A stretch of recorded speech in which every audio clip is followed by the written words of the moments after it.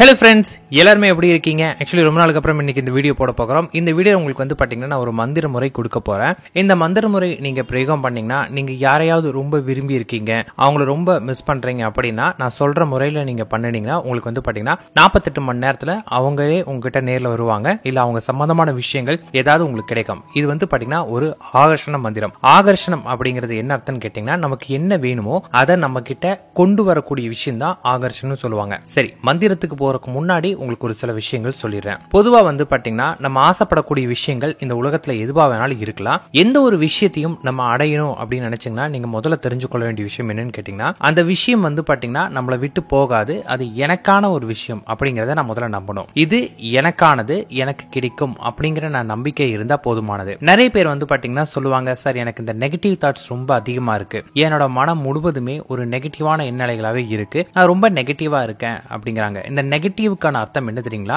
நம்பிக்கை இல்லாதது. நீங்க எந்த ஒரு விஷயம் செய்யறதா இருந்தாலும் இல்ல எதுக்கு ஆசைப்படுறதா இருந்தாலும் உங்களுக்கு அந்த விஷயத்து மேல நம்பிக்கை இல்லை அப்படின்னா அதை நம்ம நெகட்டிவ்னோ. நம்ம அதை எப்படி சொல்லுவோம்? நான் வந்து ஒருத்தரை லவ் பண்ணிட்டு இருக்கேன், என்னோட நண்பர்களா அவங்க உங்களுக்கு கிடைக்க மாட்டாங்க அப்படின்னு சொல்றாங்க, சோ எனக்கு வந்து நெகட்டிவ் வருது அப்படிங்கிறாங்க.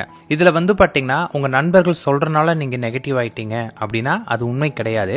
ஏன்னா நம்மள வந்து பாத்தீங்கன்னா நம்மளை தவிர வேற யாருனாலையும் நெகட்டிவா மாத்த முடியாது. அவங்க சொல்றது இல்ல முடியாது, என்னால முடியும் அப்படின்னு நீங்க உங்களை நம்புனீங்கன்னா உங்களுக்கு அது நடக்காது. ஃபார் எக்ஸாம்பிள் வந்து பாத்தீங்கன்னா நீங்க உங்களோட லவ்வர் கூட சண்டை போட்டுருக்கலாம். ஆல்ரெடி உங்க ஃப்ரெண்ட்ஸ்ல வந்து நீ அவங்களோட சண்டையே போட மாட்ட அப்படின்னு அவங்க சொன்னாங்கன்னு வச்சுக்கோங்களேன், உங்க மனசு தெரியும் நான் ஆல்ரெடி எவ்வளவு சண்டை போட்டேன்னு எனக்கு தான் தெரியும் அப்படிங்கறனால அதை வந்து சிரிச்சிட்டு போயிருவீங்க. அதே மாதிரி இதையுமே சிரிச்சிட்டு நீங்க போயிட்டீங்க அப்படின்னா அது உங்க மனசை பாதிக்காது. ஆனா இதை நீங்க பெருசா எடுத்துக்கிறீங்க அப்படின்னா அந்த நேரத்துல உங்க மேல உங்களுக்கு நம்பிக்கை இல்ல. சோ இந்த நம்பிக்கை இல்லைங்கிறது தான் இதற்கான காரணக்கத்தா. சோ நீங்க வந்து பாத்தீங்கன்னா ஒரு பர்சனை பிரிஞ்சிட்டீங்க, அந்த பர்சனை பிரிஞ்சு எத்தனை வருடங்கள் வேணாலும் இருக்கலாம், ஆனா அவங்க உங்களுடையது அப்படி நீங்க முழுசா நம்பணும். அந்த நம்பிக்கை எந்த அளவுக்கு ஸ்ட்ராங்கா இருக்கோ அந்த அளவுக்கு தான் உங்களுக்கு வந்து பாத்தீங்கன்னா எல்லாமே செயல்படும். மந்திரங்களும் அந்த கேட்டகரியை சார்ந்தது தான். லா ஆஃப் அட்ராக்ஷனாலும் சரி, மந்திரங்களுமே நம்மளோட மனசை வந்து பாத்தீங்கன்னா நீங்க அந்த நிலையில வைக்கும் போது மட்டும்தான் உங்களுக்கு நடக்கும். சோ நீங்க தெரிஞ்சு கொள்ள வேண்டிய ஒரே ஒரு விஷயம் என்னன்னா நீங்க உங்களை நம்பணும், வேற எதுவுமே கிடையாது. நீங்க முழுசா உங்களை நம்பிட்டீங்கன்னா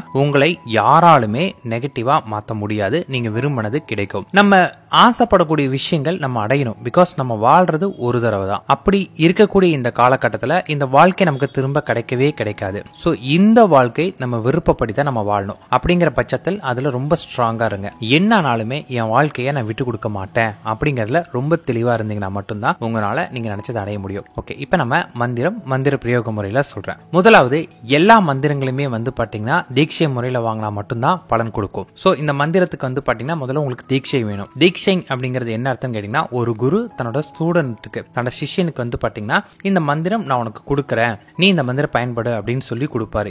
ஏன் அவர் அதை கொடுக்கறாருன்னா அவர் அந்த மந்திரம் சொல்லி சக்தி வாய்ந்து தன்னோட ஸ்டூடெண்ட் கொடுப்பாரு. சோ நமக்கு வந்து பாத்தீங்கன்னா அந்த குரு இல்லை அப்படிங்கிற பட்சத்துல நீங்க ஏதாவது ஒரு கடவுளையோ சித்தரையோ முதல்ல குருவா ஏத்துக்கணும். அப்படி ஏத்துக்கிட்டா மட்டும்தான் உங்களுக்கு வந்து பாத்தீங்கன்னா முதல்ல அது நடக்கும். சோ உங்களுக்கு வந்து பாத்தீங்கன்னா ஏதாவது ஒரு சித்தரை முதல்ல ஒரு குருவா ஏத்துக்கோங்க. ஒரு கோவிலுக்கு போய்க்கோங்க, ஒரு வெத்தலை வாங்கிக்கோங்க, அதுல கொஞ்சம் 2 பாக்கு வச்சுட்டு ஒரு ₹1 நாணயம் வச்சுட்டு அங்க உள்ள வந்து பாத்தீங்கன்னா சித்தர்களோட சமாதியில வைங்க. அல்லாட்டி சிவன் கோயில போய் வச்சுட்டு அவங்கள குருவை எடுத்துக்கோங்க, விநாயகருக்கு வைங்க. நல்ல மனதார வேண்டிட்டு இந்த மந்திரம் ஜெபிக்க ஆரம்பிங்க. இந்த மந்திரத்தை பிரயோகம் பண்றது எப்படின்னு கேட்டீங்கன்னா முதல்ல வந்து உங்களுக்கு யார ஈர்க்கணும்னு நினைக்கிறீங்களோ அவங்களோட புகைப்படம் கண்டிப்பா வேணும். லேட்டஸ்டா இருக்கக்கூடிய புகைப்படம் வேணும். அந்த புகைப்படத்தை வந்து நீங்க பார்த்துட்டே இருக்கணும். கண் சிமிட்டாமல் பார்க்கணும். அப்படி நீங்க பார்க்கும்போது தான் வந்து பாத்தீங்கன்னா அவங்களுடைய உருவம் உங்க மனக்கண்ல பதியும். அதை கண் சிமிட்டாமல் நீங்க அவங்களோட இருந்த நல்ல விஷயங்கள் நினைச்சுக்கிட்டே கண் சிமிட்டாமல் பாருங்க. அதன் பிறகு நீங்க கண்கள் மூடுனீங்கன்னா உங்களுக்கு அவங்களோட உருவம் நல்லா தெரியணும். அதன் பிறகு வந்து பாத்தீங்கன்னா மந்திரத்தை நல்லா மனனம் பண்ணிக்கோங்க. நல்லா மனசுல மந்திரத்தை வந்து ஏற்றிக்கிட்டு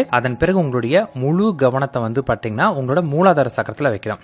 ஆகர்ஷணம், வசியம், இது எல்லாத்துக்குமே வந்து பாத்தீங்கன்னா ஆரம்ப சக்தி நிலை எதுன்னு கேட்டீங்கன்னா நம்ம மூலாதாரம் தான். மூலாதார சக்கரம், ரூட் சக்கரம் எதுன்னு கூகுள்ல தட்டிங்கன்னா உங்களுக்கு கிடைக்கும். அந்த இடத்துல உங்களுடைய மனதை ஒருநிலைப்படுத்தி நீங்க நிறுத்தணும். அந்த இடத்துல நிறுத்தின பிறகு மந்திரத்தை சொல்லணும்.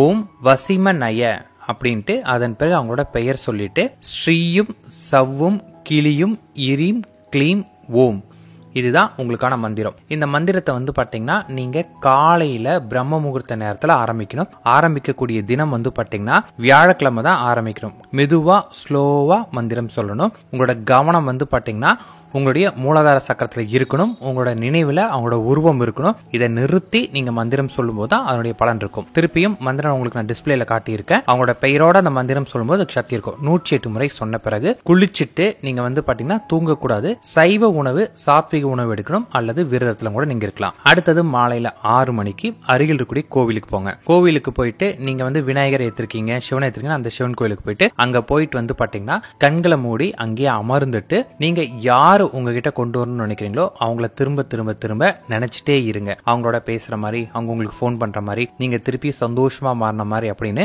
2.5 மணி நேரத்துக்கு குறைவில்லாமல் அங்க இருக்கணும். நல்லா புரிஞ்சுக்கோங்க, 2.5 மணி நேரத்துக்கு குறைவில்லாமல் நீங்க அந்த இடத்துல இருக்கணும். அப்படி இருந்தீங்கன்னா தான் அந்த சக்தி உங்களுக்கு முழுமையா உணர்வீங்க. அதன் பிறகு திருப்பியும் 108 முறை இந்த மந்திரம் சொல்லணும். மந்திரம் சொன்ன பிறகு உங்க வீட்டுக்கு வந்து தண்ணி மாதிரி ஏதாவது ஒண்ணு குடிச்சிட்டு அதன் பிறகு உங்க சாப்பாடு ஏதாவது சாப்பிடலாம். சைவ உணவு எடுத்துக்கோங்க. சாத்விக உணவு, சாத்விக உணவுங்கிறது என்னன்னு கேட்டீங்கன்னா வெங்காயம் பூண்டு இதெல்லாம் சமையல சேரக்கூடாது. அதே மாதிரி அசைவ உணவும் இருக்கக்கூடாது. பிறகு நீங்க நிம்மதியா படுத்து தூங்கிட்டு அடுத்த நாள் காலையிலயும் இதே மாதிரி பண்ணணும். அடுத்த நாள் மாலையிலயும் இதே மாதிரி பண்ணணும். மொத்தமா 4 டைம் நீங்க பண்ணணும். இந்த 4 டைம் நீங்க பண்ணி முடிக்கிறதுக்குள்ளார உங்களுக்கு வந்து பாத்தீங்கன்னா வெற்றி கிடைக்கும். அவங்க சம்பந்தமான ஏதாவது ஒரு விஷயம் உங்களுக்கு பாசிட்டிவா வரும். அதாவது ரொம்ப வருஷங்கள் நீங்க அவங்க தொடர்பே இல்லைன்னா பாசிட்டிவான ரிசல்ட் கிடைக்கும். இதுவே நீங்க வந்து ஆல்ரெடி இப்பதான் உங்களோட கம்யூனிகேஷன் எல்லாம் கட்டாச்சு அப்படின்னா அவங்களே உங்களை தேடி வருவாங்க. போனோ மெசேஜோ ஏதாவது ஒரு விதத்துல உங்களை கம்யூனிகேட் பண்ணுவாங்க.